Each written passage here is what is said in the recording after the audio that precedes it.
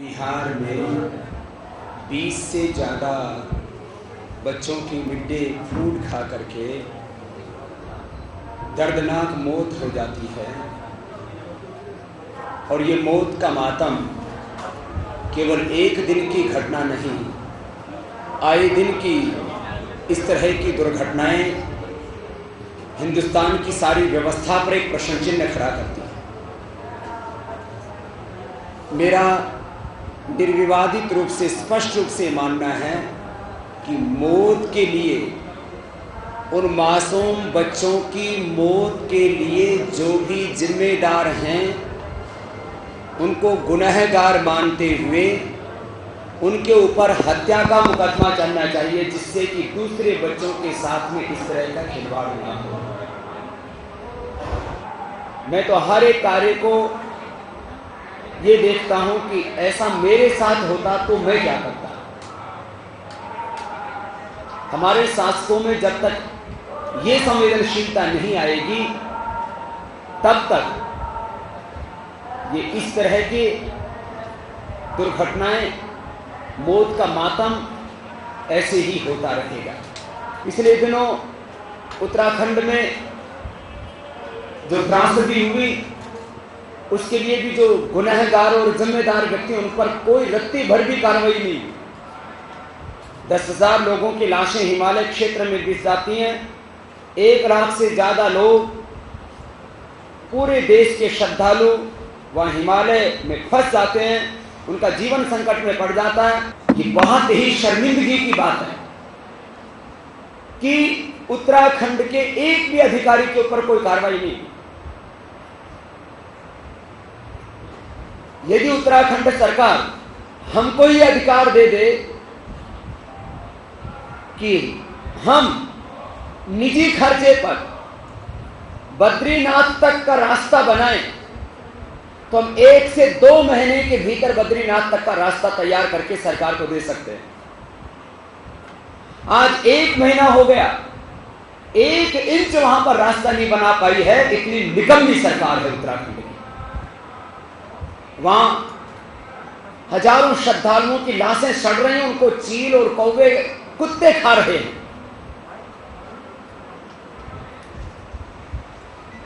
शव को हमारे यहां शिव की तरह पवित्र माना जाता है, और वहां पर उन शवों का हम अंतिम संस्कार तक नहीं कर पाए। आए दिन यहां बलात्कार होता है, हत्याएं होती हैं, और मासूम बच्चों तक की मौत हो जाती है, लेकिन कोई जिम्मेदारी तय नहीं होती है इस देश में। हिंदू और मुसलमानों के नाम पर देश को बांटना, देश का राष्ट्रीय राजनीति का मुद्दा सांप्रदायिकता और गैर सांप्रदायिकता नहीं है, और नहीं हो सकता।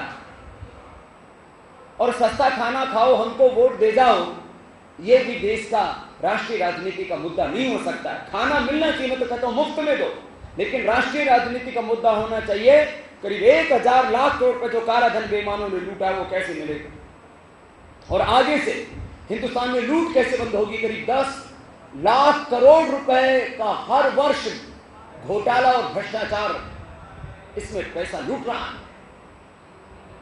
फूड सिक्योरिटी बिल को लेकर के मैं आदरणीय मुलायम सिंह जी के उस बयान की तारीफ करना चाहता हूं। एक राजनेता थे हिंदुस्तान के, जिन्होंने फूड सिक्योरिटी बिल के खिलाफ तर्कसंगत उसका विरोध किया कि 2 रुपए किलो गेहूं और 3 रुपए चावल तो दे रहे हो आप, लेकिन जो किसान गेहूं और चावल पैदा कर रहा है, उसको अपनी फसल की कीमत कैसे मिलेगी, इसका भी तो प्रबंध करो। क्योंकि करीब 75% ये जो गरीबों के लिए खाना देने के लिए अनाज दिया जाएगा, ये काला बाजारी में जाएगा, और वो 2 रुपए किलो अनाज खरीद करके उसको 5 रुपए किलो बाजार में बेचेंगे। आखिर किसान का गेहूं और चावल किस भाव बिकेगा।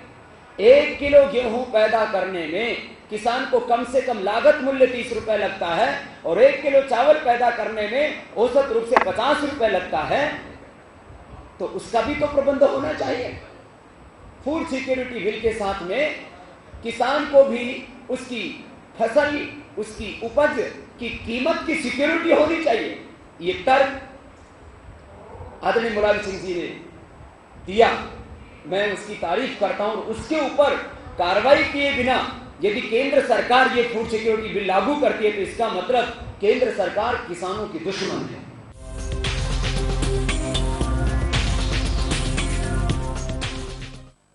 आज जिस पवित्र आश्रम के प्रांगण में यह व्यक्ति निर्माण और राष्ट्र निर्माण का भारत को आध्यात्मिक, आर्थिक शक्ति संपन्न, परम वैभवशाली बनाने का यह जो अनुष्ठान यहां आज हो रहा है, उस आश्रम के जो प्रमुख हैं और जिनमें बहुत ओजस्विता है, ऐसे उनके यशस्वी उत्तराधिकारी मैं श्रद्धेय पूज्य बाबा जी चांदूराम जी महाराज और हमारे बहुत ही ओजस्वी, तेजस्वी, पराक्रमी युवा उनके उत्तराधिकारी श्रद्धेय मोहन जी, दोनों को ही यहाँ मंच पर आमंत्रित करता हूँ। पूज्य बाबा जी से कहूँगा यहाँ आकर के आसन ग्रहण करें। एक बार सबके ओर से उनका बहुत बहुत अभिनंदन है। और सबसे बड़ी बात यह है कि इस पवित्र प्रांगण में, इस पवित्र आश्रम में, जो कि सेवा के लिए पूरा समर्पित है और देश विदेश में सेवा के बहुत से प्रकल्प पूज्य महाराज श्री के सानिध्य में चलते हैं। यहां लगातार पिछले 3 वर्ष से एक दिन भी नागा नहीं हुआ। बेटे अशोक को भी एक बार आशीर्वाद है, सबके ओर से जोरदार अभिनंदन है। और मंजू भी आ जाएंगी। आप सोचिए, एक दिन मां का देहांत हुआ तो भी रात को मां का देहांत हुआ तो सुबह आकर के योग की कक्षा ले ली। इसको कहते हैं प्रतिबद्धता। पूज्य महाराज जी का सबके ओर से अभिनंदन है।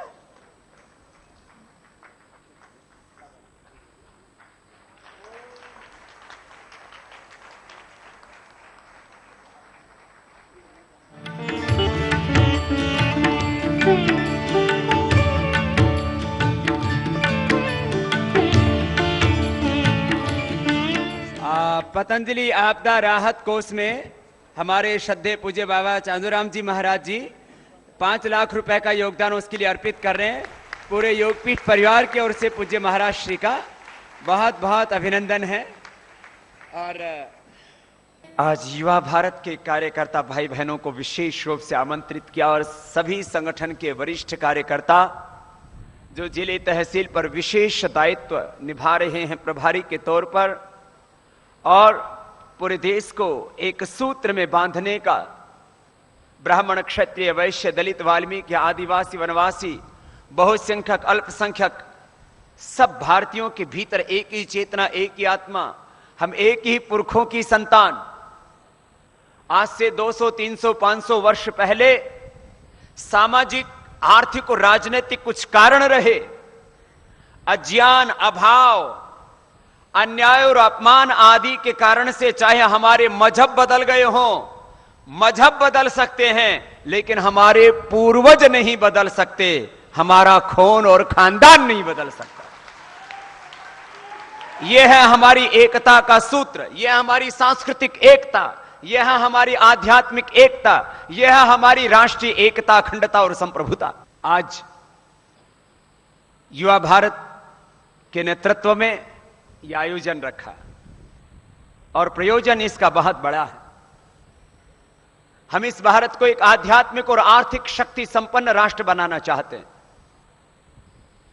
न यहां पर वैचारिक दरिद्रता हो, संस्कारों की दरिद्रता ना हो, चरित्र की दरिद्रता ना हो, भावों की दरिद्रता ना हो, भावों का भाव ना हो, सबके जीवन इतने पावन हो, हमें यह कहना ना पड़े कि हम ऋषियों की संतान हैं। हमारी वाणी, व्यवहार और आचरण देख करके लगना चाहिए कि हम ऋषियों की संतान हैं। ऐसा ऊंचा चरित्र हो हमारा, और ऐसा चरित्र हमें अपना स्वयं का बनाना, तभी भारत महान बनेगा, तभी हम ऋषियों की संतान कहलाने की पात्रता अर्जित कर पाएंगे। और यह हमें करना है। वैदिक शिक्षा में ये सब विषय विस्तार से लिखे हैं। किसी भी संगठन के कार्यकर्ताओं की कुछ रीति नीति होती है, किसी भी संगठन की कोई मर्यादा होती है। भारत स्वाभिमान युवा भारत पतंजलि योगपीठ के साथ जुड़े करोड़ों वो समर्थक और लाखों वो ऊर्जावान कार्यकर्ता, उनकी रीति नीति, उनके जीवन की मर्यादाएं कैसी हों। मानवीय जीवन का संविधान एक तरह से इस वैदिक शिक्षा में लिखा है, सबको इसका अनुपालन करना है। भोर में उठते ही हर रोज सब युवा भारत के कार्यकर्ता भाई बहनों के लिए भी कहना चाहूंगा, और जो चाहते हैं कि सदा उच्च चेतना में जिएं, एक क्षण के लिए भी मन में निराशा, एक क्षण के लिए भी मन में अविश्वास, एक क्षण के लिए भी मन में अपवित्रता ना आने पाए। एक क्षण के लिए अपवित्रता आई, एक क्षण के लिए भी यदि निराशा आपके मन में समाई, एक पल के लिए भी यदि अकर्मण्यता आपके भीतर आती है, तो आपका जीवन नष्ट हो सकता है। जीवन में अच्छे और सच्चे बने रहने के लिए आपको अंतिम श्वास तक प्रयास करना पड़ेगा, और बुरे होने के लिए तो एक क्षण का वक्त लगता है। एक क्षण भी आपके मन में अपवित्रता नहीं आ पाएगी। इसको जेब में रखना, और ये भोर में उठते प्रभात संकल्प कर लेना। फिर इसमें ध्यान योग की विधि बताई है। ये सब ध्यान योग की विधि के अनुसार रोज ध्यान करना, प्रार्थना करना। प्रार्थना से आपको संबल मिलेगा, शक्ति मिलेगी, आपका संकल्प अडिग रहेगा, आपकी भगवान में, राष्ट्र में, माता पिता में, गुरु में, सत्य में, धर्म में, न्याय में, कर्म फल व्यवस्था में, सेवा में निष्ठा अखंड रहेगी। ये बहुत जरूरी है, ये पढ़ना रोज। और संकल्प, प्रभात संकल्प के बाद ध्यान योग प्रार्थना करना, फिर 5 नियमों का पालन करना, यह सब कार्यकर्ताओं के लिए जरूरी है। जीवन को समझना, जिस जीवन को आज हम जी रहे हैं ना, ये प्रथम और अंतिम जीवन नहीं है। जीवन का प्रवाह अनादि है और अनंत है। जिस जीवन को जी रहे हैं इसका तो बहुत थोड़ा सा कालखंड है, 100 सवा 100, और कोई योगी महापुरुष हो तो 200 अधिकतम 400 साल तक ये शरीर चल सकता है, इससे ज्यादा नहीं चल सकता। आज तो 400 साल जीना एक सपना जैसा है। यदि हमें पाप अधर्म अन्याय के खिलाफ ये संघर्ष ना करना पड़ता तो वो 400 साल का भी हम रिकॉर्ड बना सकते थे, लेकिन तब तक इस देश में बहुत अंधेरा हो गया होता। लेकिन अभी भी हम 150 साल तो छोड़ने वाले नहीं है। 125 150 साल तो सामान्य घटना है। 150 साल के भीष्म पितामह महाभारत में लड़ रहे थे और जवानों के छक्के छुड़ा रहे थे। मैं यदि भीष्म पितामह नहीं हूं तो उनसे कम भी कैसे हो सकता हूं। और मैं सबको ऐसे ही जवान देखना चाहता हूं। युवा भारत के भाई बहनों को एक बात कहना चाहता हूं, रोज प्राणायाम ध्यान करना तो आप सदा ही युवा रहेंगे, बुढ़े होंगे ही नहीं। और जिसका संकल्प प्रबल होता है वो सदा जवान रहता है। बुढ़ा तो व्यक्ति विचारों से होता है। हमेशा जोश जुनून उत्साह आपके भीतर हो। मैं कह रहा था जीवन को समझने के लिए 3 बातों को समझना। हम बहुत अच्छा बनना चाहते हैं, बोलो मेरी बात से सभी सहमत है ना? हम अच्छा बनना चाहते हैं कि बुरे? हम आगे बढ़ना चाहते हैं कि नीचे गिरना चाहते हैं? तो कौन सी चीज है जो हमें बहुत अच्छा बनने से, बहुत बड़ा काम करने से, कौन सी ऐसी बात है जो हम बहुत आगे बढ़ना चाहते हैं, लेकिन कोई चीज है जो हमें रोक देती है, पीछे खींच लेती है। धर्माख्याने शमशाने च रोगिणाम या मतिर्भवेत् सा सर्वदेव यदि तिष्ठेत कोनम उच्चेत बंधनात्। जब गुरुओं के सानिध्य में आते हैं, समर्थ गुरुओं का मार्गदर्शन पाते हैं, जब स्वाध्याय करते हैं, जब आत्मचिंतन करते हैं, जब हम कभी कभी सात्विक अवस्था में होते हैं तो बहुत उच्च चेतना में रहते हैं, और फिर देखते हैं कि फिर वापस गिर जाते हैं। कौन सी चीज है तो पीछे खींच लेती है? तो ये है, बहुत गहरी बातें जरा सुनना। पीछे का कर्माशय, पुण्य पुण्य का कर्माशय हमारे साथ जुड़ा हुआ है। पूज्य बाबा जी बहुत सेवा करते हैं। सिंधी समाज में एक मुझे बहुत अच्छा लगता है, नाम के आगे पीछे कहीं ना कहीं राम जरूर लगता है, राम नहीं तो मोहन जरूर होता है। तो हमारे बाबा चांदूराम जी महाराज, एक ही संकल्प है सेवा का। ये सेवा का तत्व ज्ञान क्या है जरा सुनो। सेवा करने से अपने पुण्य बढ़ते हैं और सेवा लेने से अपने पुण्य घटते हैं। कभी भी किसी की जिंदगी में सेवा ना लेनी पड़े, बल्कि हर पल अपने से समष्टि की, मनुष्यों की, मनुष्यतर जीवों की, सारी सृष्टि की समष्टि की अपने से सेवा होती रहे, ऐसा सबका जीवन होना चाहिए।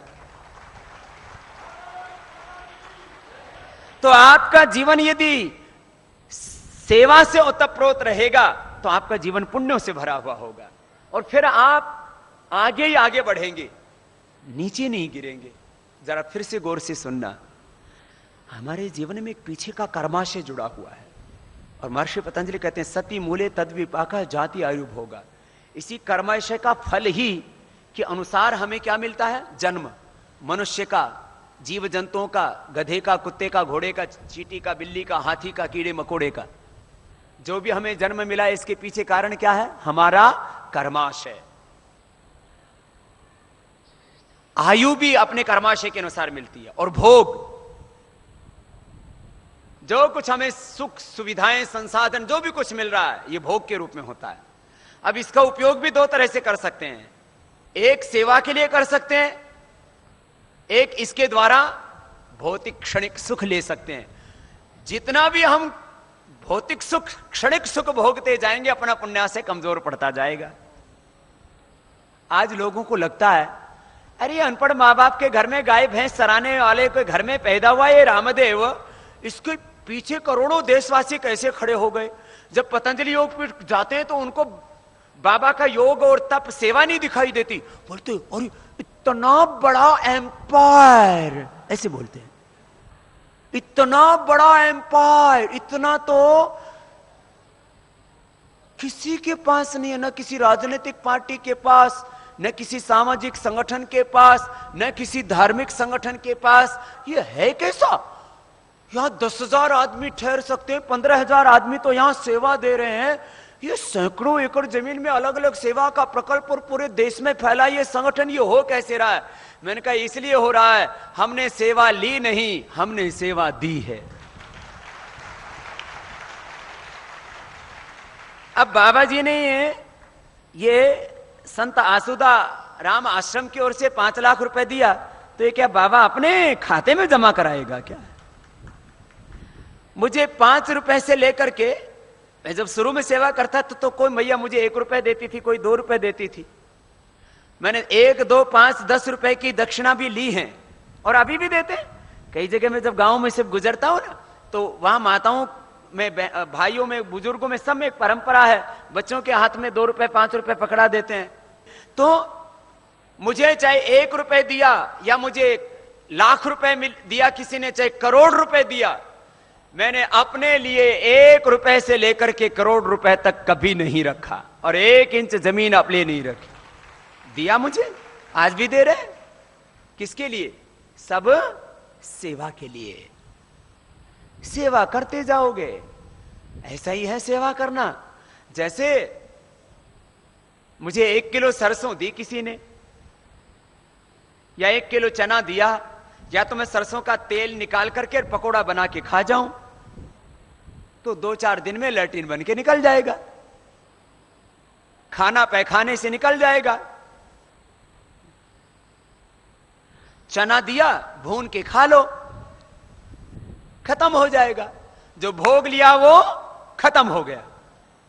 और मैंने उस चने को, जो 1 किलो चना या सरसों दिया, मैंने खेत में डाल दिया, फिर अगले साल भी नहीं खाया, फिर खेत में डाल दिया, फिर खेत में डाल दिया, तो 10-20 सालों में वो सैकड़ों हजारों टन हो जाएगा। इसको कहते हैं सेवा। बस उपभोग नहीं किया, उसका भोग करने से चीज खत्म हो जाएगी। यह है सेवा की महिमा। आप सब भाई बहनों से मैं एक ही बात कहूंगा, सेवा करते रहो, करते रहो, आपका जीवन पुण्यों से भर जाएगा, आपका कुलवंश तर जाएगा, और आपका यही जन्म नहीं, आने वाले अनेकों जन्म आपके पुण्यों से प्रकाशित हो जाएंगे। अनेक जन्मों तक को प्रकाशित करता है। यह है सेवा की महिमा। मैं कह रहा था जीवन में 3 चीजें हैं, जीवन को समझना है। मैं सबके लिए कहूंगा और आपको समझना है। हमें सत्ता और व्यवस्था परिवर्तन तो करना ही है, और वो तो होने ही वाला है। सबसे बड़ा ध्यान अपने जीवन को बदलने पर देना। हम सत्ता भी बदल देंगे, व्यवस्था भी बदल देंगे, देश नहीं हम दुनिया को भी बदल देंगे, लेकिन युग निर्माण करने से पहले आत्मनिर्माण सबको करना है। इसके लिए कोई कमी नहीं छोड़नी। तो सुनो, क्या क्या करना है अपने को। एक तो ये जो पीछे का कर्माशय है ना, इसमें पुण्यों को बढ़ाना है और जोड़ते जाना है। हमारे अच्छे कर्म थे, इसलिए हमें स्त्री या पुरुष के रूप में जन्म मिला और भारतवर्ष में जन्म मिला। हमारे जीवन में किसी चीज की कमी नहीं है। ये जो गरीबी भी है ना, ये भगवान की देन नहीं है, ये हमारे कर्मों का फल नहीं है, ये गलत व्यवस्था का फल है। हम गरीब अपने कर्मों के कारण से नहीं है, हम गरीब अपने देश के कारण से नहीं, अपनी जाति मजहब के कारण से नहीं है। हमें गरीब तो कुछ बेईमान लोगों ने बनाया है। अपने जीवन को देखो जरा, वापस आता हूं। एक है कर्माशय और दूसरे हैं संस्कार। दूसरी क्या बात है, बोलो जोर से तो बोलो। कुछ आदमी आपने देखा होगा, बोलते तो हैं लेकिन हमेशा मीठा नहीं, कैसा कड़वा कड़वा बोलते हैं। चाहे उनको रसगुल्ला खिला दो तो भी तुरंत कड़वा ही बोलेंगे। क्यों? कड़वा बोलने का स्वभाव हो गया है, देर से उठने का स्वभाव हो गया है, ज्यादा खाने का स्वभाव हो गया है, काम न करने का आलसी स्वभाव ही आलसू हो गया है, आलस्य का स्वभाव, अकर्मण्यता। फिर पता नहीं क्यों एक दूसरे से ना प्यार नहीं कर पाते, तो मन में संशय भ्रम उलझन फंसे रहते हैं, है ना। अपने लिए भी शंका करते हैं, गुरुओं के प्रति भी शंका करते हैं, माता पिता के प्रति भी शंका करते हैं, कुछ लोग तो भगवान के प्रति भी शंका करने लग जाते हैं। ये स्वभाव से है, और ये स्वभाव बनता है संस्कार से। तो 3 चीजें हैं, इनको ठीक कर लो तो आपका जीवन बहुत ऊंचा बन जाएगा। कर्माशय, संस्कार और स्वभाव, ठीक है ना। तो फिर आप आदर्श व्यक्ति बन जाएंगे। सुनो, एक बात नोट कर लेना, ये 3 बातें नोट कर ली सबने। किन चीजों को ठीक करना है?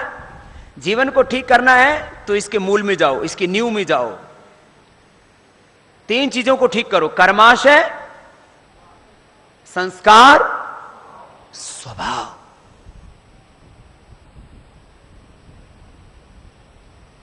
ये 3 चीजें ठीक होगी तो आप महान बन जाएंगे, आप आदर्श बन जाएंगे, आप रोल मॉडल बन जाएंगे, आप आइकॉन बन जाएंगे। युगों युगों तक दुनिया आपको याद करेगी। ये जिन महापुरुषों के चित्र या मंच के पीछे लगे हुए हैं, इसमें ये सब युवा महापुरुष, ऐसे तो बहुत महापुरुष हैं हमारे, लेकिन क्योंकि युवा भारत का शिविर है इसलिए युवा महापुरुषों के चित्र यहां पर लगाए गए हैं आदर्श के रूप में। जरा गौर से सुनना और इस बात को अपने हृदय में हमेशा के लिए बैठा लेना। ये महापुरुष क्यों बने?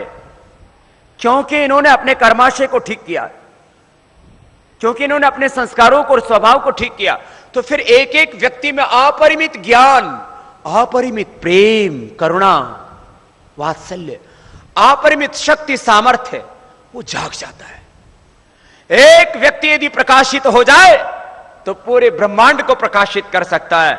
आज जितने भी युवक और युवतियां यहां पर आए हैं, मैं चाहता हूं सब यहां से प्रकाशित होकर के जाएं, जागृत होकर के जाएं और सारे जगत को प्रकाशित कर दें। भगवान राम, भगवान कृष्ण, आचार्य चाणक्य, महर्षि विश्वामित्र, महर्षि पतंजलि, महर्षि वाल्मीकि, गौतम, कणाद, जैमिनी, पाणिनि, पतंजलि, गुरु नानक देव, गुरु गोविंद सिंह, हमारे सभी ऋषि ऋषिकाएं, वीर वीरांगना, ये सब जागृत महापुरुष थे। इन्होंने स्वयं को प्रकाशित कर लिया था।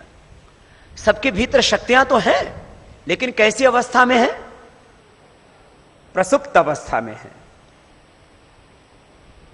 ये स्कूल कॉलेज में जाते हैं तो क्या करते हैं? भीतर का जो साइलेंट टैलेंट है, साइलेंट नॉलेज है, उसको एक्टिवेट करते हैं। उसका एक तरीका है। भीतर ज्ञान है लेकिन उसको जागृत करते हैं। कैसे? गुरु के माध्यम से, शास्त्र के माध्यम से, अनुभव से। गुरु से, शास्त्र से, अनुभव से, प्रकृति से सीख सीख करके और ध्यान योग करके अंतः प्रज्ञा को जगाते हैं। है तो अंदर, लेकिन ऐसे ही जैसे आप लोग गन्ना चूसा है ना, मीठा होता है। वो मिठास कहां से आया? गन्ने से। गन्ना कहां था? मिट्टी में। मिठास कहां से आया मूलतः? मिट्टी का ढेला उठा करके खा के देखो, मीठा लगता है। आम में मिठास है, कहां से आया? आंवले में खट्टापन है, कहां से आया? मिर्च में तीखापन है, कहां से आया? ये गाय भैंस दूध देती हैं, वो दूध कहां से आया? घास से। घास कहां से आई? हम लोग घी खाते हैं, घी भी कहां से आया? दूध से। दूध कहां से आया? घास से। घास कहां से आई? तो धरती में घी है, धरती में घी है, दूध है, तेल है, भंडार भरे पड़े हैं धरती मां के। लेकिन ऐसे मिट्टी का ढेला उठाओ और उसको कोलों में पेलो तो तेल निकलेगा उसमें से? दूध निकलेगा? आम जैसा रस निकलेगा? उसके लिए थोड़ा पुरुषार्थ करना पड़ता है। तो थोड़ा पुरुषार्थ करो और अपनी आत्मा को जागृत करो। उत्तिष्ठता जागृता। सब मेरे साथ बोलेंगे, उत्तिष्ठता जागृता,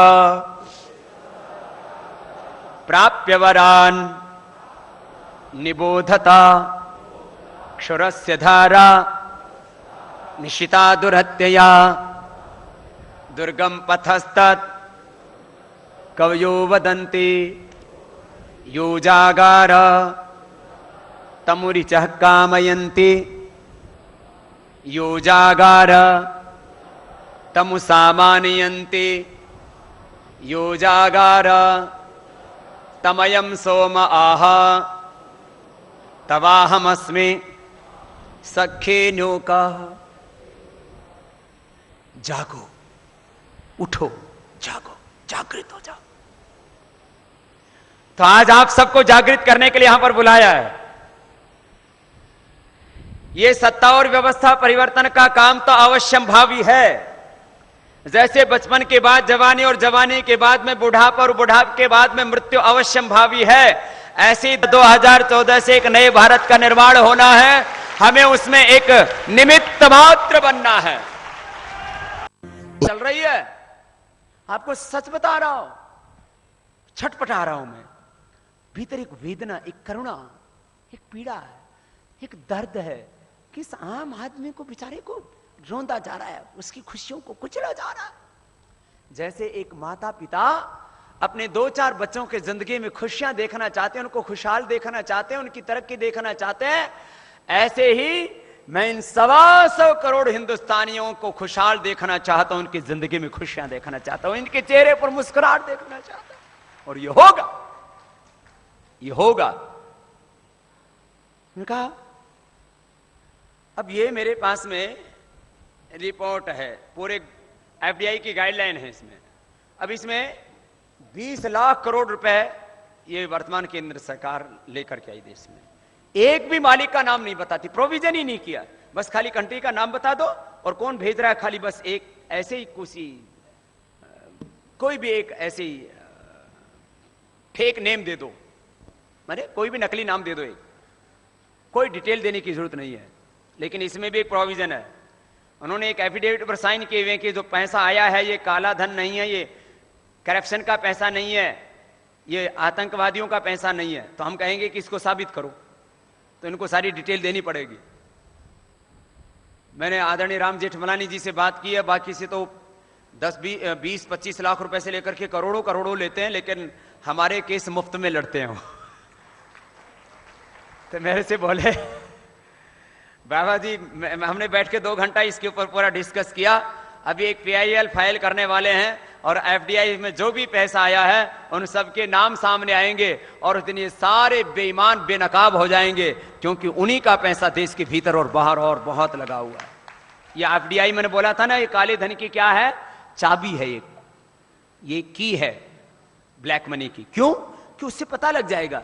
यही लोगों ने क्या कर रखा है, 50,000 टन से लेकर के 1 लाख टन सोना, जिसकी कीमत होती है 150 से लेकर के 300 लाख करोड़ रुपए, करीब 16 करोड़ रुपए लैंड में, 150 से 300 लाख करोड़ रुपए गोल्ड में, कम से कम सभी मानते 50,000 टन, तो 150 लाख करोड़ रुपए गोल्ड में, कम से कम 100 लाख करोड़ रुपए लैंड में, 100 लाख करोड़ रुपए इलीगल माइनिंग में। तो ये गोल्ड माफिया, ये लैंड माफिया, ये माइनिंग माफिया और ये ड्रग माफिया, ये 4 जगह बहुत ज्यादा लगा हुआ है। 400-500 करोड़ तो इन 4 सेक्टर में लगा है कम से कम। कहते हैं बाबा ये 400 लाख करोड़ रुपए कहां है? मैंने कहा यहां है। इनको पकड़ेंगे कैसे? इनके सबके नाम FDI में मिलेंगे।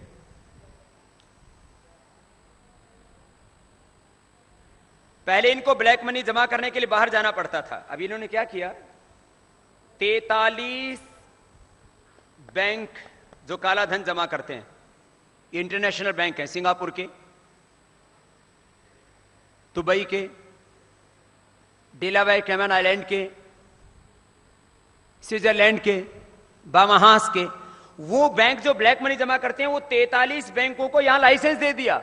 वो इटली के, स्विट्जरलैंड, पहले इनको बाहर जाना पड़ता था, ओवर इनवाइसिंग करके, अंडर इनवाइसिंग करके, हवाला करके, ये ऐसा पैसा बाहर भेजना पड़ता था। अब बाहर नहीं भेजना पड़ता, वो बैंक यहीं आ गए। और इन बैंकों से आप डिटेल नहीं ले सकते।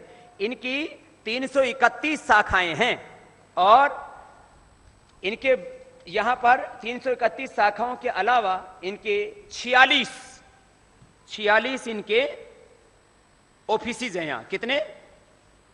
46 ऑफिस हैं।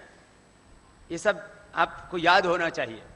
331 इन बैंकों की शाखाएं हैं और 43 बैंक हैं जो काला धन जमा करने का गोरख धंधा करते हैं। भाई बहनों, 1000 से ज्यादा नाम जर्मनी आदि ने दिए, वो कोई एक का भी नाम बताए नहीं, कौन किन का है, क्यों? सब इनके द्वारा संरक्षित लोगों के। जरा अगली बात गौर से सुनना। मैं 5 प्रमाण दे रहा हूं। FDI का प्रमाण दिया, ये ब्लैक मनी जमा करने वाले बैंकों का प्रमाण दिया, तीसरा मैंने जर्मनी आदि से आई हुई डिटेल। चौथी बात, income tax, sale tax, ED, CBI, IB, सारी एजेंसियों के पास अलग अलग लोगों के नाम हैं। 50,000 से ज्यादा इलीगल मनी ट्रांजैक्शन ट्रेस किया। इसको हिंदी में बोलेंगे, अवैध धन का लेन देन की जानकारी हमारी सरकारी एजेंसियों के पास में है, लेकिन एक को भी जाहिर नहीं करते, क्योंकि सब में यही फंसे हुए हैं। जल, 5वीं बात में 5 बातें, जल, जंगल, जमीन, भू संपदा और बजट के माध्यम से लूटा, वो सब इनके पास। कुछ लोग कहते हैं बाबा ये बड़े ताकतवर हैं। अरे मैंने कहा इनके पास में जो पैसा है वो इनका नहीं है, वो हमारा है, और वो हमारा धन हमें इनसे वापस लेना है। कोई इनसे भीख नहीं मांग रहे, और अपना हक जब मांगने से नहीं मिलता है तो चाहे उसको संघर्ष करके लड़ करके भी हमको लेना पड़े तो भी हम लेंगे। ये हमारा अधिकार है। अपना दायित्व निभाते हुए हम अपने इस अधिकार के लिए इस संघर्ष की अब ये पूरा का पूरा आंदोलन खड़ा करना पड़ रहा है, क्योंकि कुछ लोगों को तो बड़ी पहल करनी ही पड़ी है किसी भी युग में, हमेशा से। जरा अगली बात गौर से सुनना। मैंने कहा, अब इसको उदाहरण के तौर पर समझाता हूं। बोले बाबा जी, इतनी दौलत, इतना पैसे कहां से इकट्ठा कर लेते, कैसे कर लेते हैं? जब इनका पूरा चिट्ठा सामने आएगा ना, जब ये सत्ता से इनका पत्ता साफ हो जाएगा, जब तक सत्ता में रहेंगे तब तक तो ये पता नहीं लगाने देंगे, क्योंकि सब चीजों को दबा के बैठे हुए खुद ही। तब अरे ये तो हम तो सोचे थे कि ये तो देश चला रहे हैं, तो लूट लिए हैं सब कुछ। करीब 1 करोड़ वर्ग किलोमीटर की जिस भारत की सीमाएं थी, कितनी सीमाएं थी हमारी?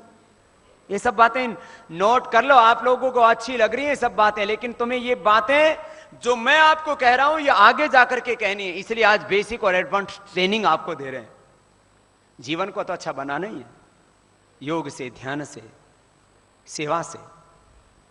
आपको ये सच अंतिम आदमी तक पहुंचाना है, और जिस दिन ये सच अंतिम आदमी तक पहुंच गया, उस दिन हमेशा ये देश रावण के नहीं राम के साथ खड़ा हुआ है, कंस और जरासंध के साथ नहीं कृष्ण के साथ खड़ा हुआ है, नंदवंश के साथ नहीं चाणक्य के साथ में खड़ा हुआ है।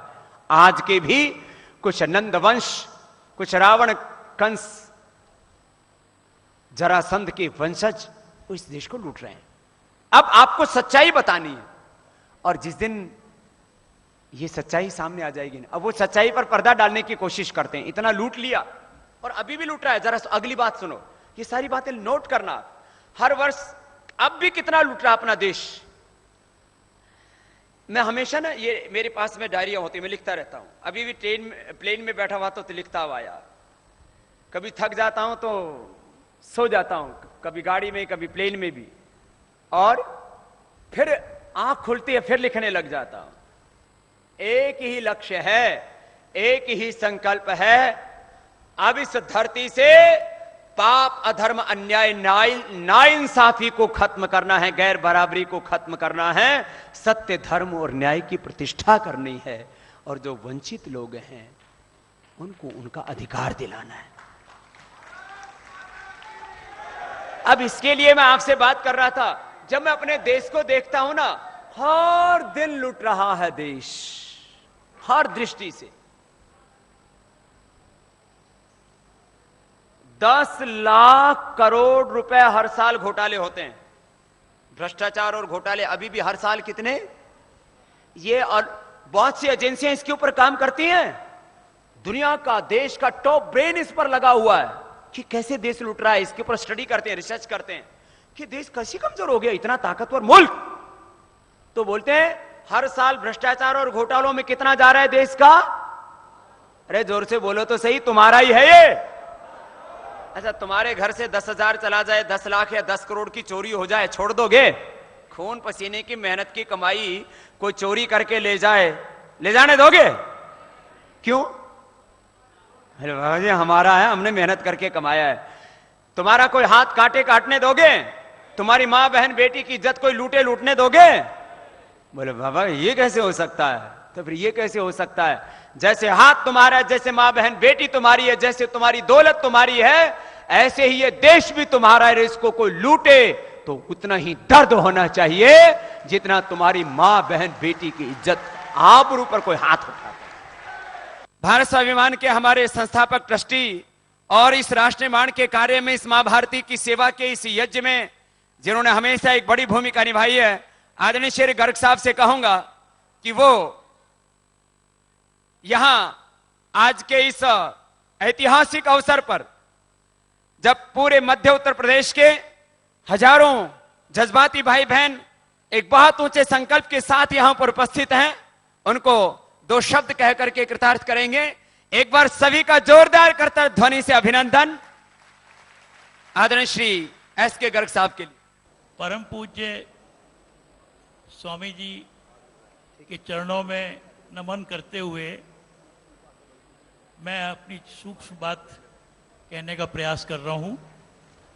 स्वामी जी के इतने ओजस्वी उद्बोधन के बाद और आप लोगों का जोश, आज मैंने जब दोनों हाथ उठाते हुए आपने भारत माता की जय की, तो मेरे अंदर भी जो रुका हुआ खून था वो बहुत तेजी से संचार करने लगा।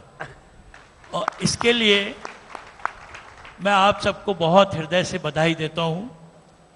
स्वामी जी के व्यक्तित्व में वो प्रताप है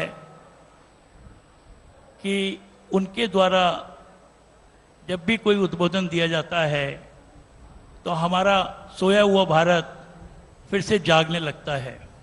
जो भी आज स्वामी जी ने कहा है, मुझे पूर्ण विश्वास है कि हमारे उत्तर प्रदेश के सभी भाई बहन जो यहाँ आए हैं और जो यहाँ नहीं भी आए हैं, वो आपके माध्यम से स्वामी जी के साथ 100% इनके अभियान में कंधे से कंधा बढ़ाकर आगे बढ़ेंगे और इस देश के नवनिर्माण में सहयोगी बनेंगे। मैं केवल इतना कहना चाहता हूँ, अभी जो उत्तराखंड में त्रासदी हुई, तो मैं इधर 1-1.5 वर्ष से बहुत विषम परिस्थितियों में था और स्वामी जी के साथ बहुत ज़्यादा संपर्क नहीं था। लेकिन सबसे बढ़िया बात यह है कि आस्था और संस्कार के माध्यम से रोज़ मुझे इस मेरे इष्ट के दर्शन हो जाते थे और उसी से मेरी ऊर्जा कायम रहती थी और उसी के चलते मैं विषम परिस्थितियों से निकलकर एक वीर योद्धा की तरह बाहर निकलकर आया हूँ।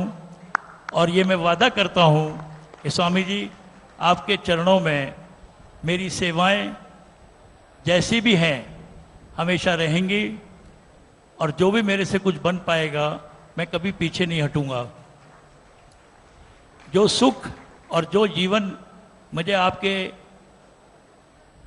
साथ रहने में प्राप्त हुआ है वो मेरे ऊपर कर्ज के रूप में है और मैं धीरे धीरे उसको चुकाने का प्रयास भी कर रहा हूँ और आगे भी करूँगा।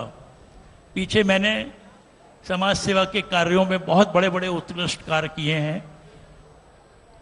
आचार्य श्री के जन्मदिन के अवसर पर मैं हरिद्वार में स्वयं उपस्थित हो रहा हूँ और मैं तब आपको विस्तृत चर्चा करके उनके बारे में भी बताऊंगा और आपका आशीर्वाद भी लूँगा और आपके दिशा निर्देश भी लूँगा।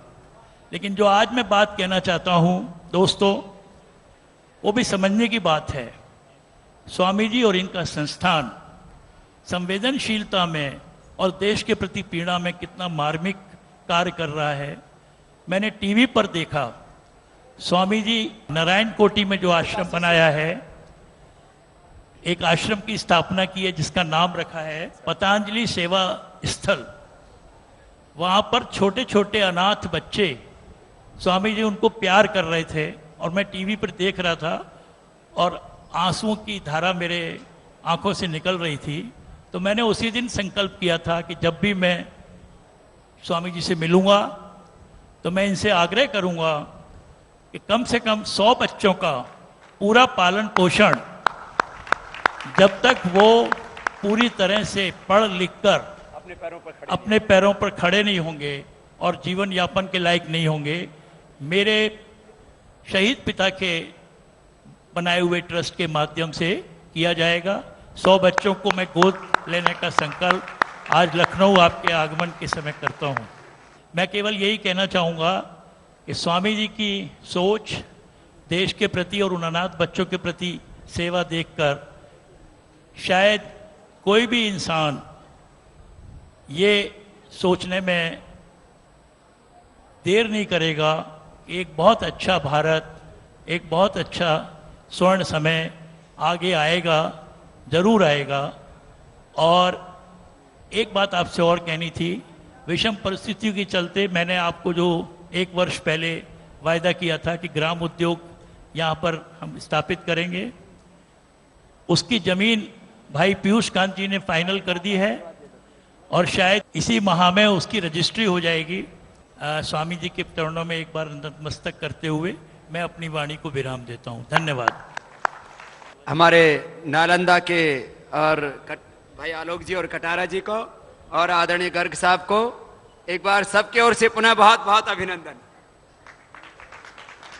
हमारे इस पूरे पतंजलि योगपीठ परिवार के अभिभावक के रूप में जो सदा सबका मार्गदर्शन करते रहते हैं और हर काम में सदा हर सेवा में सदा अग्रणी भूमिका में रहते हैं। चाहे कोई सेवा का काम हो, आंदोलन का काम हो, और किसी बड़े से बड़े उद्देश्य के लिए जब कोई निर्णायक भूमिका निभानी होती है तब वो सबसे आगे की भूमिका में होते हैं। ऐसे हम सबके वरिष्ठ और इस पूरे परिवार के लिए अभिभावक के तौर पर जिनका सदा आशीर्वाद रहता है और सदा सबका मार्गदर्शन करते रहते हैं। मेरी तो इच्छा थी बहन रेनो भी आए, लेकिन वो अभी एक जो है परिवार में एक दुर्घटना हो गई थी, उधर गई हुई हैं। मैं आदरणीय श्री ओपी साहब, जिनका परिचय सभी से है, जिनके लिए मैं कह रहा था, उनका एक बार सबके ओर से भावपूर्ण हृदय से मैं चाहूंगा अभिनंदन, और वो भी आशीर्वाद और मार्गदर्शन के कुछ शब्द युवा भारत के कार्यकर्ताओं और सब भाई बहनों के लिए कहें, उसके लिए मैं उनको आमंत्रित करता हूं। परम पूज्य योग ऋषि स्वामी जी महाराज, अभी पूजनीय जी स्वामी जी ने इस बात की घोषणा जो है कि साहब हर परिकल्प में मैं बसा रचा हुआ हूं पतंजलि परिवार के साथ। तो मैं इतना ही कहना चाहूंगा, जो जज्बा आपके सीने में है वही जज्बा मेरे सीने में है। जो जज्बा आपके सीने में है वही जज्बा मेरे सीने में है। अगर आपने कहीं कोई चिंगारी जो है छेड़ी है तो मैं आग लगाने की ताकत रखता हूं।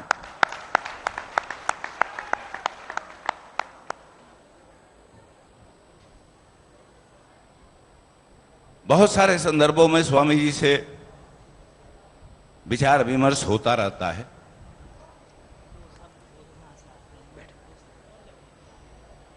आज जो देश की हालत है उसके बारे में पूज्य स्वामी जी जो है मुझसे बेहतर आपके सामने उसकी रूपरेखा रख रहे होंगे, ये मेरा दृढ़ विश्वास है।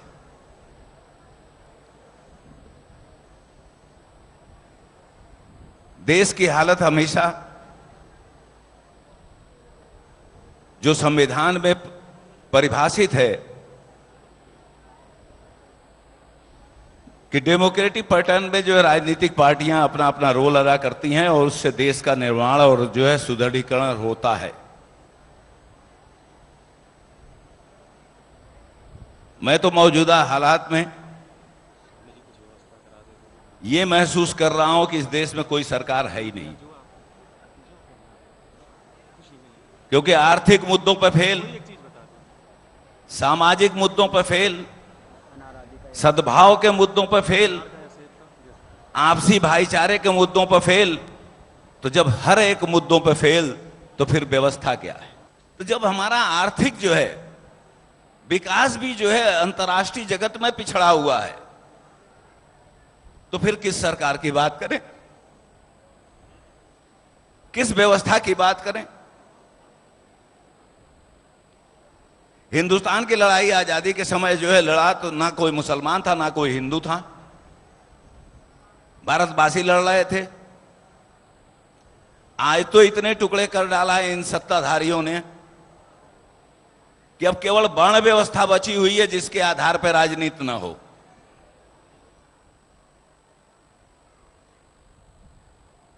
तो मैं मुद्दों के आधार पे भी इस बात का समर्थन आप सभी के साथ कंधे से कंधा मिला के करना चाहता हूं कि इस दुर्दशा में इस देश को नहीं रहने देना चाहिए, क्योंकि हमें गर्व होना चाहिए कि हम भारतीय हैं।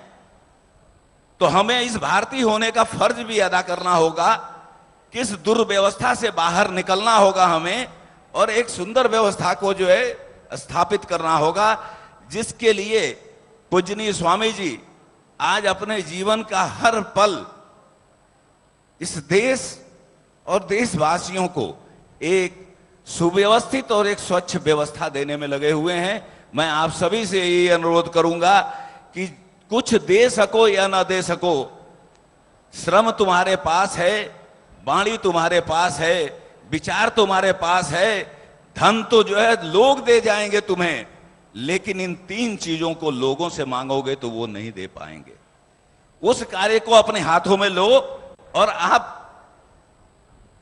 जन जन के अंदर विचार, वाणी और व्यवस्था परिवर्तन का आंदोलन की कमान संभालो आप। मैं इसलिए आपसे नहीं कह रहा हूं कि मैं उससे पीछे हटने वाला हूं।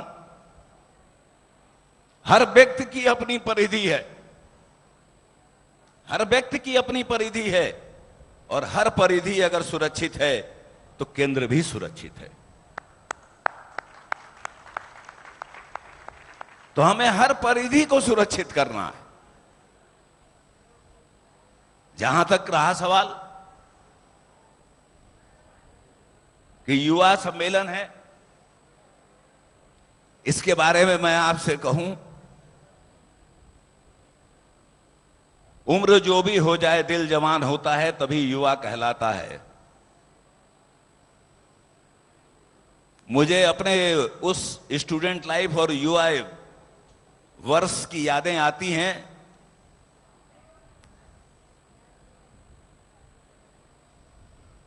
कि जयप्रकाश नारायण जी बुजुर्ग जरूर थे, लेकिन उन्होंने युवाओं को आह्वान किया था। और मुझे गर्व है इस बात का। कुछ इमरजेंसी के दौरान जो आह्वान जो है जयप्रकाश जी ने दिया था, उनके संगठन में मैं जो है शामिल होकर अपने युवा का कर्तव्य निभाया हूं।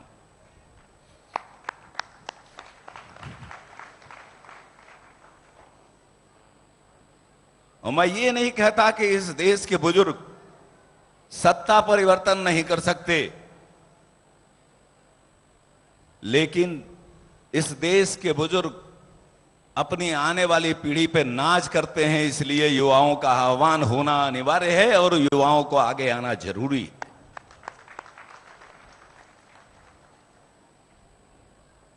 अनुभव सीखने और सिखाने के लिए उन बुजुर्गवार को जो है सम्मान के साथ जो है उनसे अनुभव को सीखो, लेकिन आंदोलन की तीव्रता को लाने के लिए तो युवाओं की ही शक्ति काम देगी। इस बात के लिए जो है पुरजोर आपसे जो है गुजारिश करूंगा कि जितना ज्यादा युवा इकट्ठा होगा, इस देश का इतिहास उतना जल्दी सुंदर लिखा जाएगा। इन्हीं शब्दों के साथ मैं पुनः पूजनीय जो है स्वामी जी के चरणों में नमन करते हुए आप सभी से यही वादा करता हूं कि हर पल जो मेरे अनुभव हैं, जो मेरी दक्षता है, जो मेरी सोच है, वो आपकी सोच में समाहित है। हर पल मैं आपके साथ हूं। तो लक्ष्य को वही देना है। इस देश के युवा अर्जुनों से ये अनुरोध है कि मछली की आंख देखो, इधर उधर देखने से तुम तीर का भेदन नहीं कर पाओगे। इसलिए मछली की आंख पर इशारा करो और वो 2014 तुम्हारे लिए मछली की आंख है। देश में सत्ता परिवर्तन ला के रहो।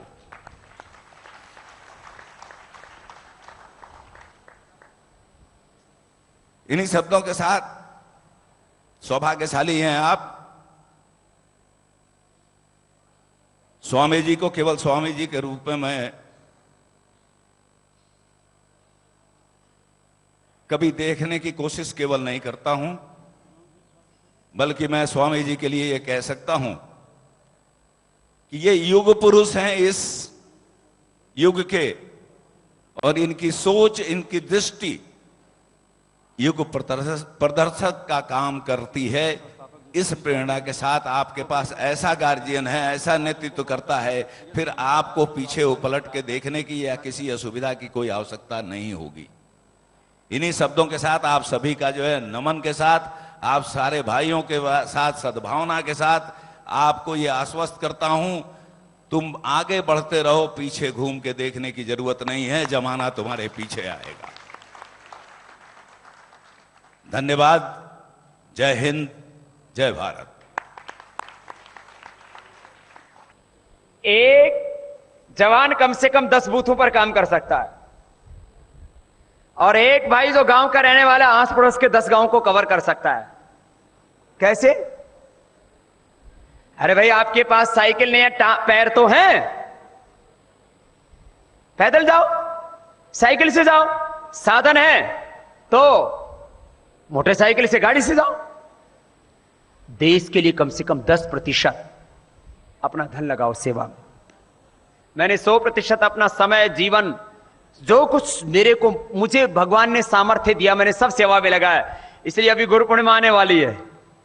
गुरु पूर्णिमा पर ये सबसे आह्वान भी कर रहे हैं कि 10% सब सेवा में लगाओ अपना समय, अपनी शक्ति, अपने संसाधन, अपनी ऊर्जा, और जो पूरा जीवन राष्ट्र सेवा में अर्पित करना चाहते हैं वो मेरे साथ आ जाओ। इससे बड़ा जीवन का और कोई सौभाग्य नहीं हो सकता।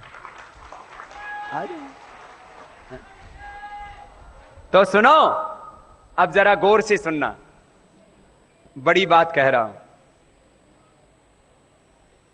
एक तो सबको, जो गृहस्थ है उनको अपना गृहस्थ धर्म निभाते हुए इस सेवा धर्म को, इस राष्ट्र धर्म को निभाना है। कितनी जगह? एक एक भाई कम से कम 10-10 गांव की जिम्मेदारी ले। पहले अपने गांव में खड़ा करे, फिर आसपास के गांव में।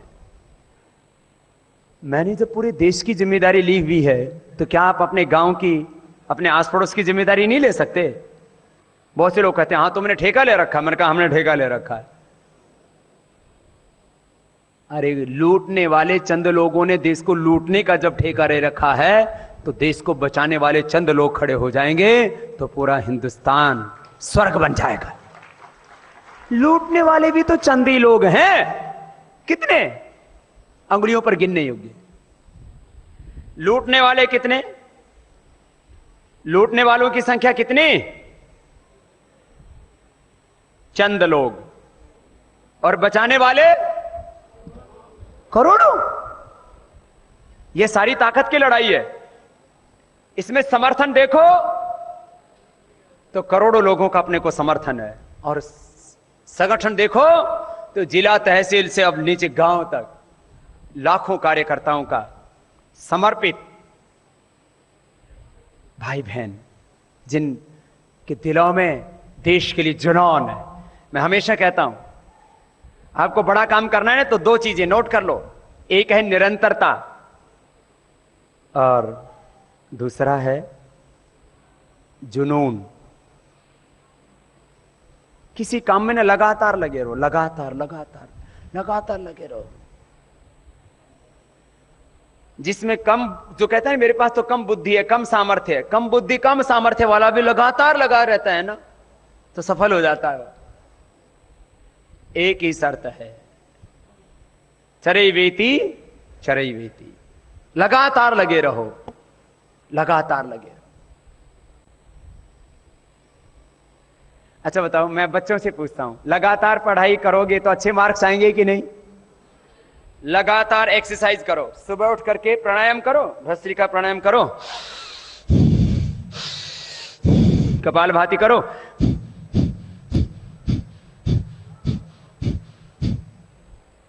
हमारे बाबा जी भी बहुत अच्छा करते हैं प्राणायाम, कपालभाति करते हैं।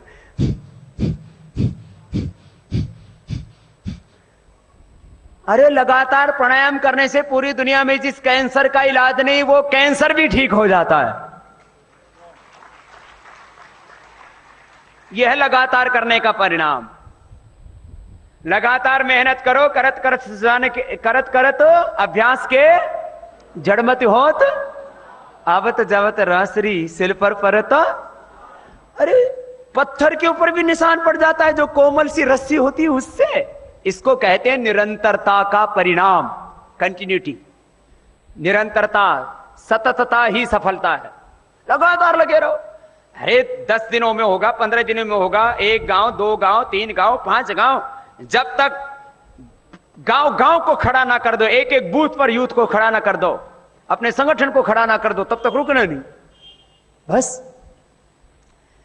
सततता, और दूसरा क्या बोला मैंने? जुनून, एक पागलपन, एक दीवानगी। जैसे कुछ लोगों ने देश को लूटने के लिए कसम खाई हुई है। तो बताओ कितना, क्या करेंगे इतना पैसे का? कई बार मैं तो सोचता हूं लाखों करोड़ गिने भी नहीं जाते, बस भरे जा रहे हैं खजाने, भरे जा रहे हैं। पूरा देश दरिद्र हो गया, भूखों मर रहा, लेकिन ये सुधरने का नाम ही नहीं लेते। उनको लूटने का जुनून है, तो हमें इस लूट को खत्म करने का जुनून है। उनको देश को बेचने का जुनून है तो हमें देश को बचाने का जुनून है।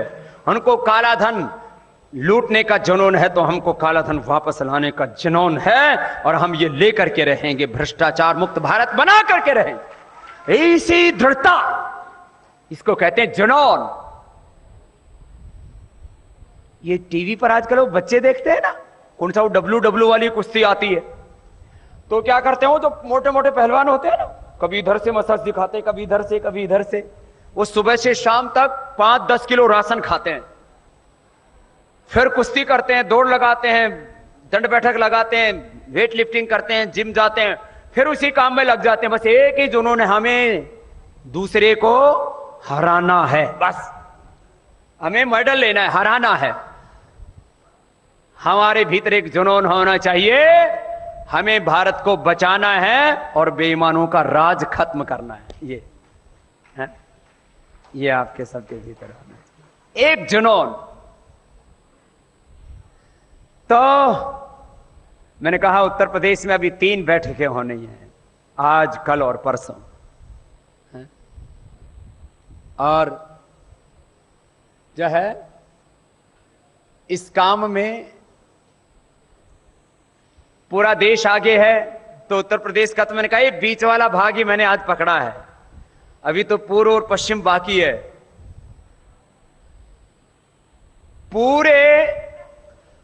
पूरे उत्तर प्रदेश में मैं देख रहा हूं जिस तरह से ये संगठन का काम आगे चल रहा है, तो जिस तरह से संगठन का काम आगे चल रहा है उससे मैं पूरी तरह से आश्वस्त हूं कि उत्तर प्रदेश देश में सबसे आगे होगा इस सत्ता और व्यवस्था परिवर्तन के काम में, पाप अधर्म अन्याय को मिटाने की इस अभियान में। और ये तो युगों युगों से, सृष्टि के आदिकाल से ये हमारी परंपरा रही है। मेरे से लोग बोलते हैं बाबा कि इसका मैकेनिज्म क्या होगा, 300 सांसद कैसे संसद में पहुंचेंगे? मैंने कहा इसमें 50 से ज्यादा तो कम से कम उत्तर प्रदेश से जाएंगे, बाकी पूरे देश का हिसाब आपको और बताएंगे। ये जो बहुत से लोगों के यहां ख्वाब है ना बड़े बड़े, ये सब धरे के धरे रह जाएंगे, 5-10 में सब सिमट जाएंगे, 5-10, 5-10, 5-10, बस इससे आगे कुछ नहीं होने वाला। अब इसके लिए एक बहुत बड़ी व्यूह रचना करनी है। तो मैं आप पर यह भरोसा कर सकता हूं, जैसे आप मुझसे बहुत अपेक्षाएं करते हैं, उम्मीदें रखते हैं, ऐसे मैं भी आपसे बहुत उम्मीदें रखता हूं। और मैं इस बात का आपसे आज ही आश्वासन लेना चाहता हूं कि जितना काम हुआ है वो तो बहुत अच्छी बात है, आगे से 2 महीने के भीतर भीतर प्रत्येक बूथ स्तर तक अपने को ये संगठन पूरी मजबूती के साथ खड़ा कर देना है, ऐसा मैं आपसे उम्मीद करता हूं और इसके लिए आज आया। तो मेरे भरोसे को आप पूरा करेंगे? अरे जोर से तो बोलो, एक साथ आवाज भी नहीं करनी आती। तो दोनों हाथ उठा करके आज संकल्प लेंगे कि हम 2 महीने के भीतर इस काम को सिरे, बोले भारत माता की, अखंड भारत की और युवा भारत की। युवा भारत को क्यों आगे किया? भारत में 60% युवाओं की संख्या, कितनी? और हमारा संकल्प है कि आगे वक्त तो लगेगा, लेकिन एक ऐसी व्यवस्था बनाएंगे 60% युवा हैं तो 50 से 60% इनकी सत्ता में, व्यवस्था में, राजनीति में, जुडिशरी में, ब्यूरोक्रेसी में भारत के युवाओं की भागीदारी होनी चाहिए। जितनी जिसकी संख्या भारी उतनी उसकी भागीदारी। ये सत्ता और व्यवस्था का सिद्धांत तो होना चाहिए। और युवाओं को बिना किसी पक्षपात के, भेदभाव के, आध्यात्मिक मूल्यों और संस्कारों के साथ भारतीय भाषाओं में सारी शिक्षा मिलनी चाहिए। इंजीनियरिंग की, बीएसए की, एमएससी की, एमबीए की, डॉक्टरेट की। भाषा के नाम पर पक्षपात नहीं होना चाहिए। 2% अंग्रेजी पढ़े लिखे लोगों ने पूरी व्यवस्था के ऊपर एकाधिकार कायम किया हुआ है। 2% अंग्रेजी पढ़े लिखे लोगों ने जुडिशरी, ब्यूरोक्रेसी, पॉलिटिक्स, रिसर्च, सब जगह ये 2% लोग भर गए। ब्रिटेन में क्योंकि वहां की मातृभाषा अंग्रेजी है तो अंग्रेजी में पढ़ाते हैं, लेकिन जर्मनी में जर्मन में, फ्रांस में फ्रेंच में, इटली में इटालियन में, रूस में रशियन में, चाइना में चाइनीज में, जापान में जापानीज में। तो हिंदुस्तान में हिंदी भाषा में और अपनी भारतीय भाषाओं में हमें पढ़ने का हक जिस दिन मिल जाएगा, उस दिन गरीब का बेटा, ठेला ठेला चलाने वाला, साइकिल चलाने वाला, खेती मजदूरी करने वाले का बेटा भी IAS, IPS, doctor, engineer, scientist बन पाएगा। वो अधिकारों से वंचित है। भाषा का पक्षपात। तीसरी बात, आजकल बहुत तरह के बिलों की बात हो रही है। अब बिल क्या है? बोले सस्ता खाना खाओ, हमको वोट दे जाओ, खाने के आगे कुछ मत सोचो। अरे खाना तो चींटी हाथी को भी मिल जाता है। अरे हम तो 2 किलो खाते होंगे, हाथी 100 किलो खाता है, उसको ये पार्टी खाना देती है क्या? अरे जब हाथी को 100 किलो मिल जाता है, हम जब दुनिया में आए उससे पहले मां के स्तनों में दूध उतराया था। जो थोड़ी भी मेहनत करता है प्रकृति ने उसकी व्यवस्था की हुई है। खाने के बारे में मत सोचना। आचार्य चाणक्य कहते हैं, नाहरम चितेत प्राज्यो धर्मम एकम ही चिंतित आहारो ही मनुष्याणाम जन्मना सह जायते। सस्ता खाना खाओ, हमको वोट दे जाओ, हम गैर सांप्रदायिक हैं, बाकी सब सांप्रदायिक हैं। अरे यहाँ के लोग जन्म और स्वभाव से ही गैर सांप्रदायिक हैं। अब इस देश में मुद्दा है काला धन, भ्रष्टाचार, व्यवस्था परिवर्तन। मुद्दा है महंगाई, बेरोजगारी, गरीबी, आर्थिक सामाजिक गैर बराबरी। मुद्दा है देश की सुरक्षा और समृद्धि कैसे होगी, जो वंचित हैं उनको न्याय कैसे मिलेगा, दबे कुचले लोगों को कैसे उठाया जाएगा, सबके जीवन में खुशहाली कैसे आएगी। कुछ चंद लोग देश की सारी संपत्ति पर कुंडली मार करके बैठे हैं, उनसे कैसे मुक्त कराया जाएगा इस देश को। लोकतंत्र को बंधक बना लिया है और चारों तरफ ये जो त्राहिमाम मची है, इसको ठीक करना ये है हमारा कर्तव्य। भाई बहनों, मैं चाहता हूं कि पूरे विश्व में सामाजिक, सांस्कृतिक, आर्थिक और राजनीतिक दृष्टि से नेतृत्व करने वाले लोग कैम्ब्रिज से, हार्वर्ड से, ऑक्सफोर्ड से तैयार ना हो।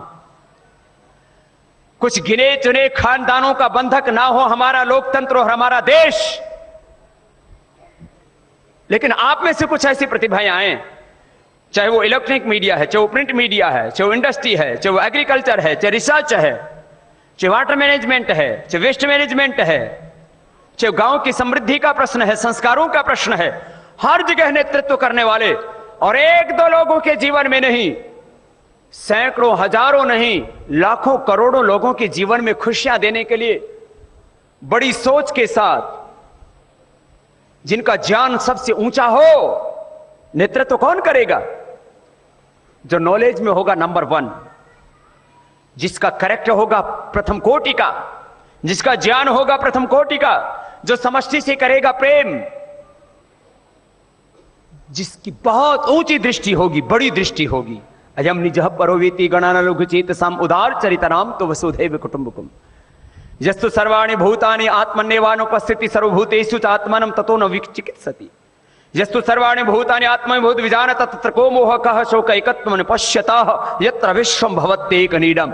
जो ये मानता है कि एक ही सच्चिदानंद परमात्मा का सब में वास है और सब मेरे अपने हैं, सबसे प्रेम, सबसे करुणा, सबके प्रति ममता, इतना ऊंचा भाव, और फिर वो लग जाए सेवा में, इतना विकास करे अपना कि शरीर बल, मनोबल, ज्ञान बल, चरित्र बल में सबसे ऊंचा, सबसे प्रथम।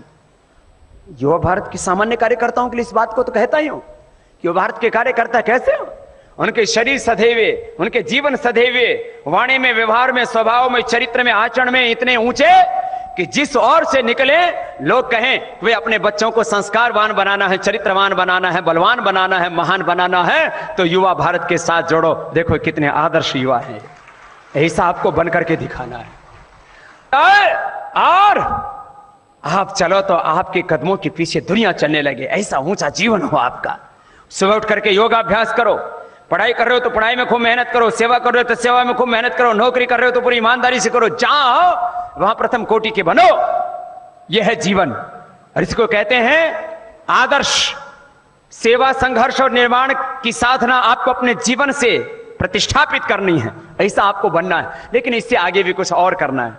ये तो सबके लिए था, लेकिन कुछ और विशेष आत्माएं जो कुछ और बड़ा काम करना चाहती हैं। मैं आपसे पूछता हूं, क्या मैं घर में रहता तो ये इतना बड़ा सेवा का काम हो पाता? जोर से तो बोलो। क्या मैं शादी कर लेता तो क्या इतना बड़ा ये देश धर्म संस्कृति के उत्थान का काम हो पाता? इसका मतलब मैंने घर छोड़ के, बोलो तो, और शादी ना करके सन्यासी हो गया तो बहुत अच्छा किया। ठीक। और मैं हिमालय में समाधि लगा लेता तो अच्छा रहता, या सेवा कर रहा हूं तो अच्छा? सोच समझ के बोलना, आगे फंस ना जाओ। अच्छा बताओ, मेरे पास किसी चीज का अभाव है? कुछ भी नहीं, और मेरे पास सब कुछ है। क्योंकि एक परिवार वाले के साथ 2 4 10 लोग होते होंगे, मेरे साथ तो हजारों लाखों करोड़ों हाथ मेरे साथ हैं। मेरे पास किसी चीज का अभाव, और मैं सुखी हूं कि दुखी? बोले बाबा आप तो सबको खुशियां बांटते हो, आप दुखी कैसे हो सकते? और मैं छोटा काम कर रहा हूं या अच्छा और बड़ा काम? अच्छा और बड़ा काम कर रहा हूं। तो ये अच्छा और बड़ा काम सबको करना चाहिए या मुझे ही? अच्छा,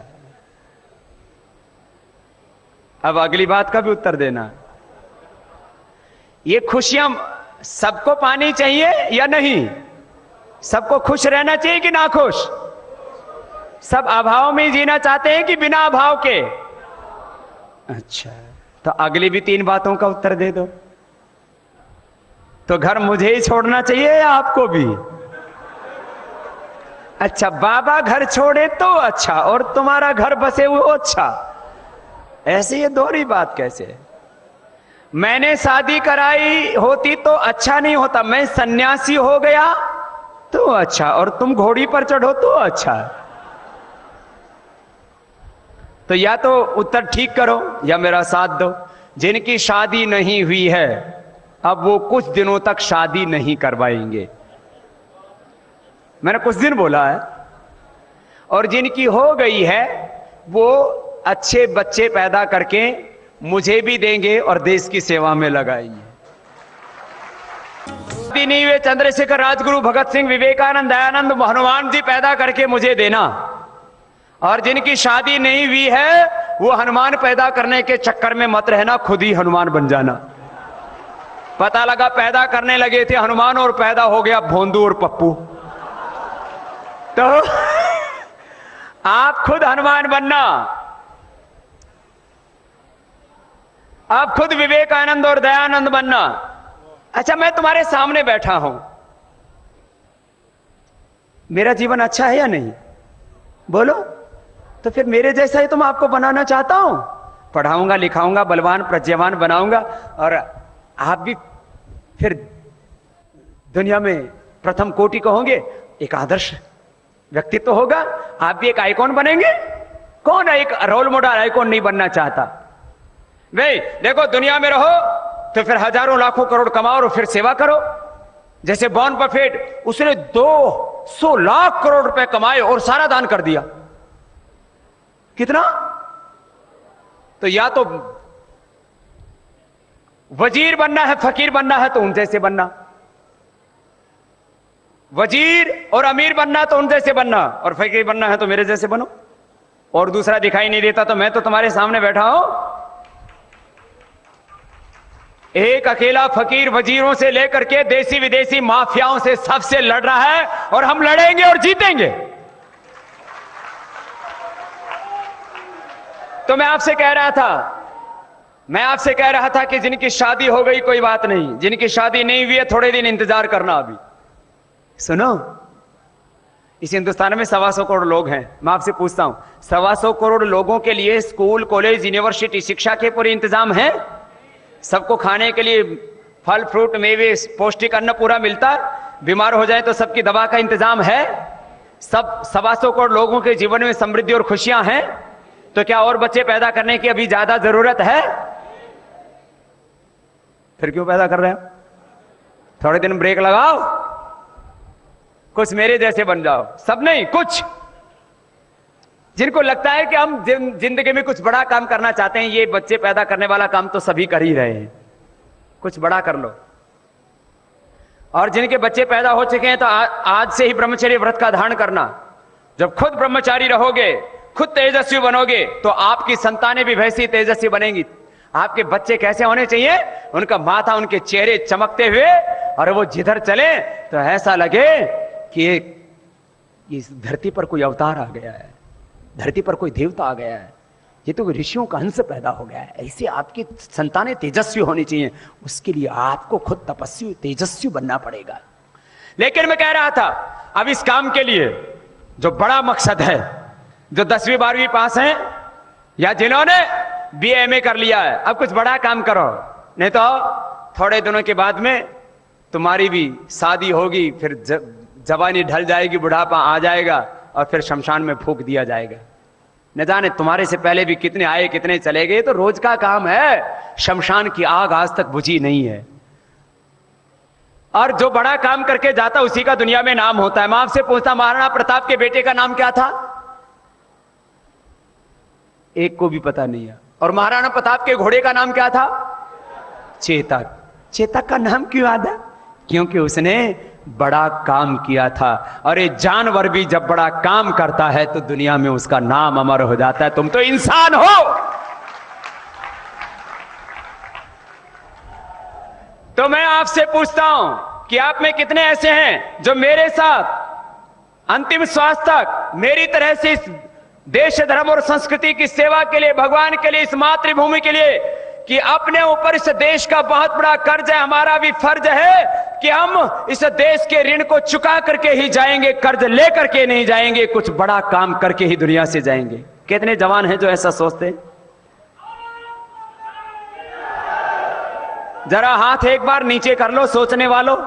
इसमें शादी जिनकी हो चुकी है वो तो यही सेवा करेंगे, और जिनकी शादी नहीं हुई है और अभी कम से कम 5-10 साल शादी करने का इरादा, और बाद में यदि जी लग जाए तो मेरे साथ रह लेना।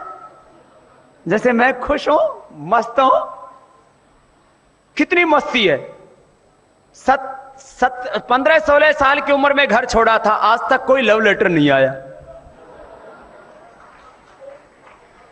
सुबह से शाम तक काम करता हूं, सुबह 3 बजे से लेकर के रात को 10 बजे तक किसी गर्लफ्रेंड का फोन नहीं आता है। यह गृहस्थी हो तो अभी 5 घंटे यही हो जाएंगे थोड़ी देर में, नहीं तो फोन आता है बीच में, अजी कब आ रहे हो?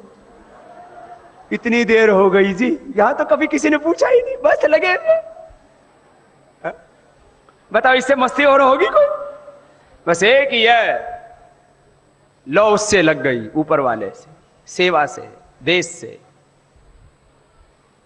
है मेरे प्यारे वतन, है मेरे बिछड़े चमन, तुझ पे दिल कुर्बान, तू ही मेरी आरज़ू, तू ही मेरी आबरू, तू ही मेरी जान, है मेरे प्यारे वतन, ऐ मेरे बिछड़े चमन, तुझ पे दिल कुर्बान। माँ का दिल बन के कभी सीने से लग जाता है तू, और कभी नन्ही सी बेटी बन के याद आता है तू, जितना याद आता है तू, उतना तड़पाता है तू, तुझ पे दिल कुर्बान, है मेरे प्यारे वतन, ऐ मेरे बिछड़े चमन, तुझ पे दिल कुर्बान, तू है मेरी आरज़ू, तू ही मेरी आबरू, तू ही मेरी जान, है मेरे प्यारे वतन, ऐ मेरे बिछड़े चमन, तुझ पे दिल कुर्बान, तुझ पे दिल कुर्बान। ये दिल तो किसी को देना है, ये दिल अपनी मातृभूमि के लिए दे दो, भगवान के लिए दे दो, सत्य धर्म न्याय के लिए लगे। बाकी तो दिल को चोटें ही लगती हैं दुनिया में। जिसने भी किसी को दिल दिया, ज्यादातर ने दिल तोड़ा है। बोला बाबा तोड़ा नहीं, पूरा फोड़ ही दिया है, घायल हुए बैठे। तो फिर देश के लिए क्यों नहीं जीते? उठो जवान देश की वसुंधरा पुकारती, उठो जवान देश, सब गाएं। देश है पुकारता पुकारती मां भारती, देश रगों में तेरे बह रहा है खून राम श्याम का, रगों में तेरे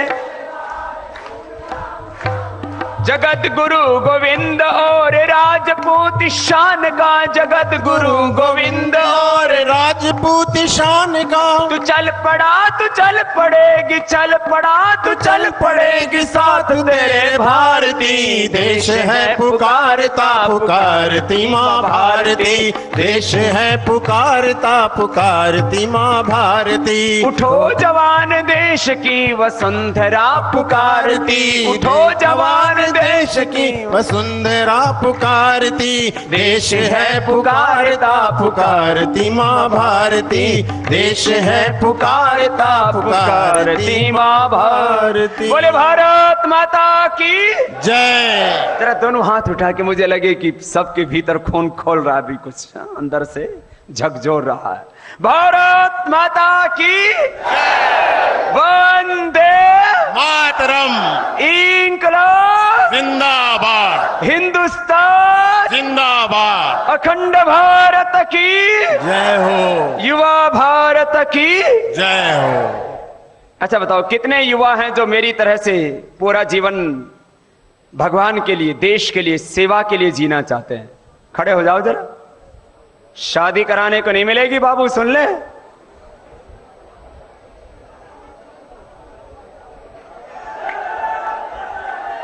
जो भी भाई और बहनें इस बड़े मकसद के लिए कि हमें ये आज हमारी मातृभूमि संकट में है, हमारी मातृभूमि घायल है, कहरा रही है, उसके जिस्म पर बफोले हैं, चीख रही है, पुकार रही है, मां मांग रही है, मां बलिदान जागो जागो सोने वालों, धन्यश गौरव खोने वालों, साहस खोकर रोने वालों, करो प्राप्त यश गौरव गान। आज यही तेरी पूजा ध्यान, मां मांग रही है, मां बलिदान, दो रण में अब जीवन दान। तो कुछ बेटियां हैं और कुछ बेटे हैं, सोच तो रहे हैं कि ये काम तो बहुत बड़ा है, लेकिन इसमें कोई खतरा तो नहीं? अरे खतरा होता तो मैं तुम्हारे सामने कैसे बैठा हूं? तो आपने सोच लिया, तय कर लिया है, फिर बीच में मन में कमजोरी तो नहीं आएगी ना? तो चलो ऐसा करो, ये आगे वाले थोड़े पीछे पीछे हो जाओ, इनको अपनी डायरी उठाओ, अपना झोला उठाओ, आगे आ जाओ, अभी तुम्हें हरिद्वार लेके जाऊंगा। ये बहनें भी आगे आ जाओ, बहनों की तरफ थोड़ी पीछे हो जाओ, बहनों की तरफ बहनें और भाई की तरफ भाई। तूने कौन सी पास की है? बीएससी में? बड़ा छोटा सा एक तो, अभी तो इसके एक भी दाढ़ी मूछ नहीं आया। क्या नाम है? उज्जवल। हाँ, इसका तो भविष्य उज्जवल है भाई, उज्जवल मिश्रा। बीच में मन डोलेगा तो नहीं? कितने भाई हो? कितने भाई हो? अकेला ही है। मां कहां है? गांव से हो कि शहर से? कौन से शहर से? फर्रुखाबाद से। पिताजी यहां हैं, अब अकेला आ रहा है मेरे पास। और बेटी? बेटी भी जरा इधर आइयो, ये तो कमाल हो गया। क्या नाम बेटा? श्रद्धा और उज्जवल, तुम्हारे दोनों में ये विचार कैसे आ गया? बोले बाबा जी आपकी कृपा से। और ये बापू क्या करेगा अकेला फिर घर में? आपको कोई दिक्कत तो नहीं मैं इनको साथ ले जाऊं? आपको कोई दिक्कत तो नहीं इन दोनों को ले जाऊं? देखो ये बाप भी बड़ा ही है। बोले बाबा जा ले आ, इनकी इच्छा है तो ले जाओ। क्या नाम है आपका? रमेश मिश्रा। ये पुराने कार्यकर्ता है हमारे। तो अब बताओ ये बहन कितनी हो तुम? एक इकलौती बहन और इकलौता भाई। जब ये दोनों तैयार हो सकते हैं तो हिंदुस्तान में देख लो त्याग का भाव कितना ऊंचा है।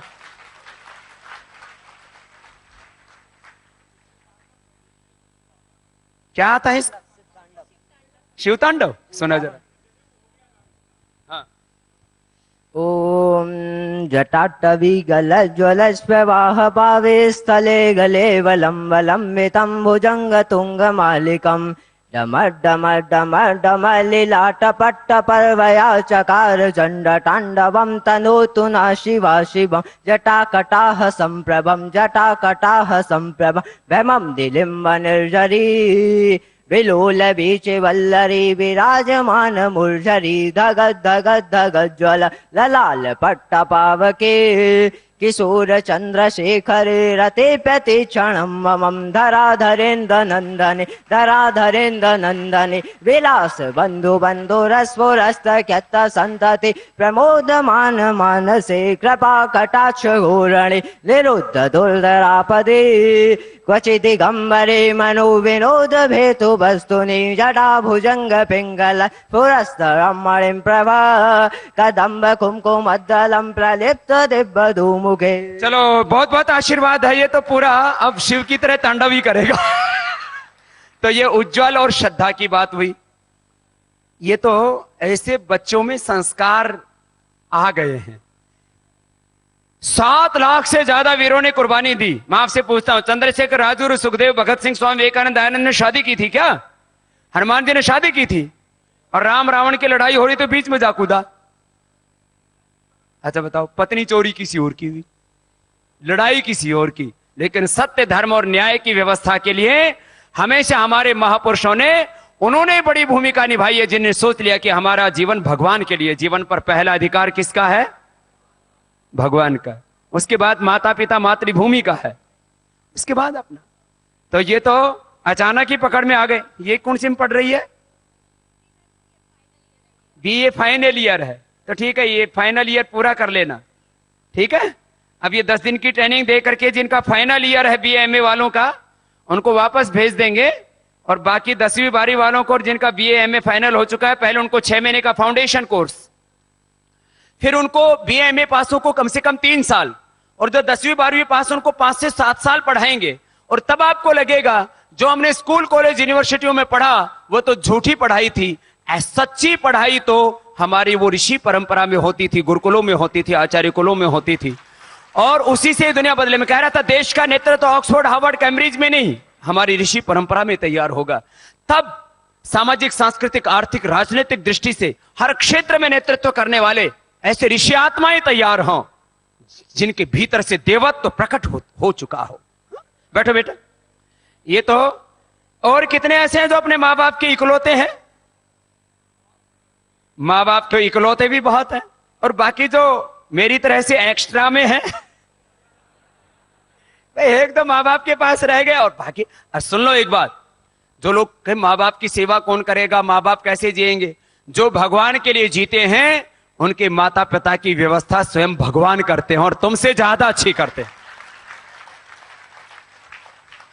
ऐसे बेटियां जब शादी होके चली जाएंगी तब कौन से तुम्हारे माँ बाप का तुम ख्याल रखती हो क्या? और शादी करके कितने लोगों को खुशियां दे पाते हैं? शायद बहुत बहुत कोशिश करें तब जाकर के पति को, सास ससुर को, 2-4 माने 10-20 लोगों से ज्यादा लोगों को शादी करके खुशियां, को बहुत बड़ा काम करे तो अलग बात है। और आज मैंने शादी नहीं की, मैं कितने लोगों को खुशियां दे रहा हूं? बोलो, करोड़ों लोगों को। तो मेरा वाला काम अच्छा है या तो मैं ज्यादा को खुशियां दे रहा हूं ना, लेकिन इसके लिए ना मेहनत बहुत करनी पड़ेगी। कितने बजे उठना पड़ेगा? सुबह 4 बजे। मैं 3 बजे उठता हूं, 4 बजे उठ जाना तुम लोग, मैं पहले से तुम्हारी तैयारी कर दूंगा। कितने बजे उठना पड़ेगा? कितने ऐसे बच्चे हैं जो पहले से 4 बजे उठते हैं? इतने। बाकी को उठना पड़ेगा रे, आदत खराब है ना, ठीक करनी पड़ेगी। और इनमें बेटियां कितनी उठती हैं 4 बजे? 5 बजे। तो 1 घंटा ही पीछे जाना है तुमको, तो ठीक है। अच्छा, और फिर दिन भर पढ़ाई करनी है, सेवा करनी है, और हमेशा इस संकल्प में जीना है कि मेरा जीवन भगवान के लिए हुआ है, मेरा जीवन देश के लिए हुआ, सत्य धर्म और न्याय के लिए हुआ है। अभी मंत्र बोला था ना, यदा यदा हि धर्मस्य ग्लानिर्भवति भारत अभ्युत्थानम धर्मस्य तदात्मानं सृजाम्यहम् परित्राणाय साधूनां विनाशाय च दुष्कृतां धर्म संस्थापनार्थाय संभवामि युगे युगे। यह है जीवन का बड़ा उद्देश्य। बाकी तो ठीक है, जो ये वाला मेरे वाला काम ना कर पाए वो एक आदर्श गृहस्थी बन जाना। तो आप लोगों को 19 तारीख को आना है, 19 जुलाई को, 19 जुलाई हरिद्वार। फिर जिनका फाइनल ईयर है उनको परीक्षा देने के लिए भेज देंगे फिर, और बाकी जो 10वीं 12वीं पास हैं फिर 10 दिन में उनकी परीक्षा भी लेंगे। दिमाग बहुत तेज होना चाहिए और संकल्प बहुत मजबूत होना चाहिए और पुरुषार्थी होना चाहिए। ऐसा ही नहीं मून बुढ़ाए 3 गुण श्री की मुड़ जाए खास, खाने को लाडो मेरे लोग कहे महाराज, इसलिए बन गए बाबा जी के साथ। ऐसा नहीं, बहुत पुरुषार्थ, पुरुषार्थ की पराकाष्ठा, ज्ञान की पराकाष्ठा, प्रेम की, करुणा की पराकाष्ठा, पवित्रता की पराकाष्ठा। जीवन होना तो ऐसा कि लोग कहे अरे भाई ऐसा होना चाहिए जीवन, इतना ऊंचा जीवन। तो आप मेरे साथ आना। आलसियों के लिए जगह नहीं है, निखट्टुओं के लिए, पप्पुओं के लिए, भोंदुओं के लिए कोई जगह। हाँ, ऐसा नहीं कि भाई चलो यहां तो कामयाब हो नहीं रहे, हो सकता है बाबा की तरफ ही कामयाब हो जाए। ये नहीं, जो बहुत ही प्रखर प्रज्ञावान है, इतना ऊंचा संकल्प कि मैं पूरी दुनिया पर विजय पा सकता हूं, मैं अपने शरीर, इंद्रियों और मन पर विजय पा करके पूरी दुनिया पर विजय पाऊंगा और पूरे विश्व में भारत का साम्राज्य प्रतिष्ठापित करूंगा। ऐसा ऊंचा संकल्प होना चाहिए। ये संकल्प जिनका है वो मेरे साथ आए, और बीच में एक बार कदम आगे बढ़ाया तो पीछे ना हटें।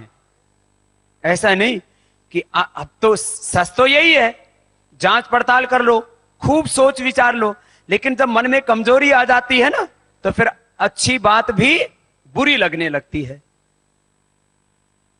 तो कमजोरी नहीं आनी चाहिए मन में। और ये कमजोरी कैसे आती है? कर्माशय, संस्कार और स्वभाव के कारण से। तो अपने कर्माशय, संस्कार और स्वभाव को दिनों दिन पुण्यों से भरते जाना है, प्रकाशित करते जाना है। तो मैं सोच रहा था जैसे जैसे अब ये युवा भारत के शिविर आगे बढ़ रहे हैं पूरे देश भर में, आज कितनी तारीख हो गई? आज मुझे 17 दिन हो जाएंगे, कल 18, 19 और फिर 20 से हरिद्वार में। एक दिन भी विश्राम नहीं किया, मैं लगातार लग रहा हूं।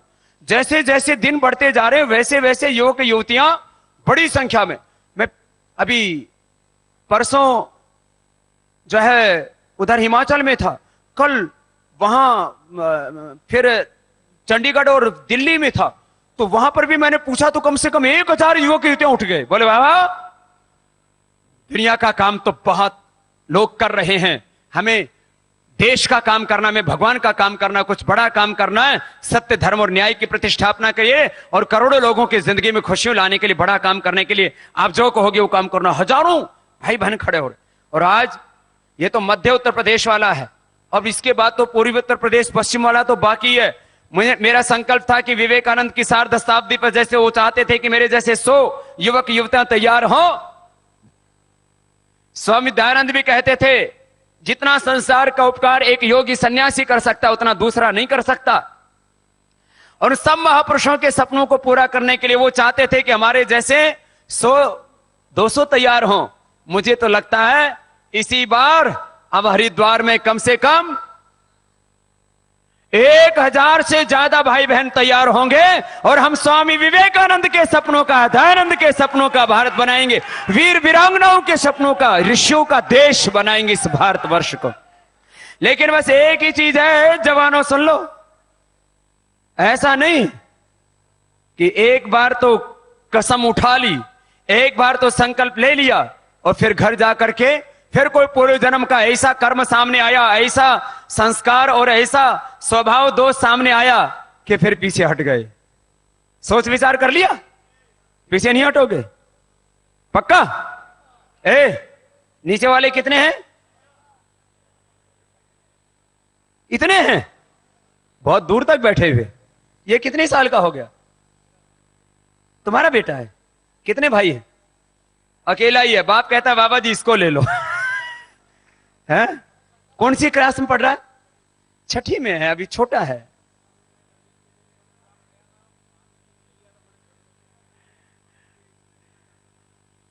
चलो इसका विचार कर लेंगे। हाँ, विचाराधीन में रख देते हैं इसको। उम्र छोटी है ना, अभी ज्यादा ही। मैं भी 8वीं में छोड़ के गया था घर, अब ये तो 6ठी में ही है। बोले बाबा जी अब तो इसको हमने साध के रखा हुआ है, कहीं बाद में गाड़ी पटरी से ना उतर जाए। चलो विचार कर लेंगे। हाँ, तो आज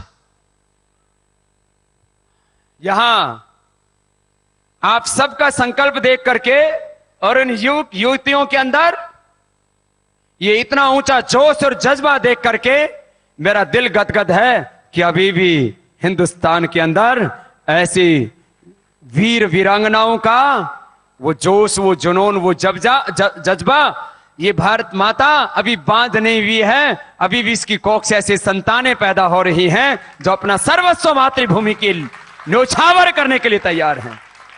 मैं बोलता था ना, जिस दिन के लिए इस देश की माए गोद में लाल खिलाएं, समय वो आ गया है, समय वो। जिसके लिए इस देश की माए गोद में लाल खिलाएं, समय वो। पाले पोसे कष्ट उठाएं, पाले पोसे कष्ट उठाएं, अपना दूध पिलाएं, समय वो आ गया है, समय वो आ गया। बोले भारत माता की। हमारे बीच में वो सब कार्यकर्ता जिन्होंने बहुत निष्ठा के साथ इस अनुष्ठान को इतना बड़ा आयाम दिया है। राज्य कार्यकारिणी के हमारे वो जिनके पास में बड़ा दायित्व है, ऐसे वो सभी आदर्श कार्यकर्ता और इस अनुष्ठान में जिनका तन मन धन से बड़ा योगदान है। कोई आजीवन सदस्य है, कोई संस्थापक सदस्य है, तो कोई कॉर्पोरेट बोर्ड मेंबर से लेकर के इस पूरे अनुष्ठान में जिनकी बड़ी भूमिका है, उसमें भी बहुत से सदस्य हमारे यहां पर विराजमान हैं। एक बार इस पूरे अनुष्ठान के लिए जिन्होंने अलग अलग बड़ी बड़ी भूमिका निभाई है, उन सबको भी अभिनंदन है। सबके ओर से जोरदार करतल ध्वनि से हम उन सबको वंदन प्रणाम करते हैं जिन्होंने इस अनुष्ठान के लिए बड़ी भूमिका निभाई है। यहां इस पूरे संगठन में नेतृत्व की भूमिका में भाई रमेश चंद जी और भाई संजय जी बड़ी भूमिका निभा रहे हैं। दोनों खड़े हो जाएंगे, एक बार इन दोनों को भी बहुत बहुत अभिनंदन है सबके ओर से, जो सबको साथ में लेकर के प्रेम और कृतज्ञता के साथ, समझदारी और पूरी जिम्मेदारी के साथ दायित्व को निभा रहे हैं। भाई राम कुमार वर्मा जी जिन्होंने पीछे एक पटेल समाज का विशाल आयोजन भी किया था, एक बार उनका भी सबकी ओर से बहुत बहुत अभिनंदन है। श्री जीएल कनोडिया जी, वो भी बहुत निष्ठा से इस अनुष्ठान में लगे हैं तन मन धन से। और श्री राम लखन पाल पासी जी जो रायबरेली में विशेष रूप से सेवा कर रहे हैं और वहां पर लाखों लोगों के बीच में प्रामाणिकता से काम किया है और हमें लगता है आगे इस सत्ता और व्यवस्था परिवर्तन के लिए एक बड़ी भूमिका निभाने के लिए वो प्रतिबद्ध और संकल्पित हैं। एक बार जोरदार अभिनंदन है इनका और कुछ दो शब्द कहने के लिए आमंत्रित। महाराजा इक्ष्वाक वंश में राजा नृग और मानधाता हुए थे। उन्होंने अत्याचारी, अनाचार, व्यभिचार, भ्रष्टाचार, दुष्टों का संहार किया था। सज्जनों की रक्षा करने के लिए, धर्म की स्थापना करने के लिए, दुष्टों को संहार करने के लिए समय समय पर जो है हमारे भगवान के रूप में, ऋषि मुनि के रूप में हर क्षण हर युग में पैदा होते रहे हैं। अब हमने महाराजा नृग के बारे में बताया। भगवान रामचंद्र जी जब पैदा हुए थे त्रेता युग में, तो उन्होंने रावण का वध किया था। उसके बाद कृष्ण पैदा हुए थे तो उन्होंने कंस का जो है वध किया था। आज हमारे बीच में उन्हीं के वंशज आज भगवान के रूप में हमारे कलयुग में पुनः अवतरित हुए हैं स्वामी रामदेव जी, जो दुष्टों का संहार करेंगे। इसी के साथ बहुत बहुत धन्यवाद। मैं पुनः आपके चरणों को वंदन करता हूं और आशीर्वाद चाहता हूं। बहुत बहुत धन्यवाद। आदरणीय श्री सच्चिदानंद जी, जो सेवाव्रतियों के पूरे प्रशिक्षण के अनुष्ठान के लिए जो पूरा यह सनातन आर्ष विद्या केंद्र का कार्य चल रहा है, जिसमें इन सेवाव्रतियों के प्रशिक्षण की एक बहुत बड़ी प्रक्रिया होगी, उसमें एक बहुत बड़ी भूमिका निभा रहे हैं आदरणीय श्री सच्चिदानंद जी का सब युवक युवतियों की ओर से, युवा भारत की ओर से बहुत बहुत अभिनंदन है। ऐसे ही हमारे वरिष्ठ प्रामाणिक विद्वान, बहुत हमारे श्रद्धेय गुरुदेव और देश भर के वो प्रखर प्रज्ञावान प्रामाणिक उद्भट निष्णात आचार्य और आचार्यगण, उनके माध्यम से हमारे इन युवक युवतियों के प्रशिक्षण की एक बहुत ही प्रामाणिक प्रक्रिया तय की गई है और उसमें बहुत बड़ी भूमिका आदरणीय श्री सच्चिदानंद जी की है। और वो इसी उत्तर प्रदेश की भूमि से गुरु गोरखनाथ, गुरु मच्छेंद्रनाथ आदि जो हमारे हठ योग की परंपरा के गौरव हैं, ऐसे गोरखपुर की धरती से आते हैं। उनका एक बार सबके ओर से बहुत बहुत अभिनंदन है। जो जहां पर हैं वहीं पर खड़े होकर के वंदे मातरम के साथ आज के कार्यक्रम को पूर्ण करेंगे।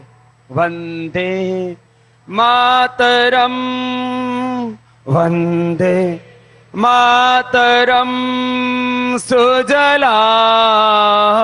सुफलाम मलयज शीतलाम सहस्य श्यामलाम मातरम, वंदे मातरम। शुभ्रज्योत्सनां पुलकितयामिनीं फुल्लकुसुमिता ध्रुमदलशोभिनीं सुहासिनीं सुमधुरभाषिणीं सुखदां वरदां मातरं, वन्दे मातरं, वन्दे मातरं, वन्दे मातरम। बोले भारत माता की वंदे। इंकलाब हिंदुस्तान, अखंड भारत की, युवा भारत की।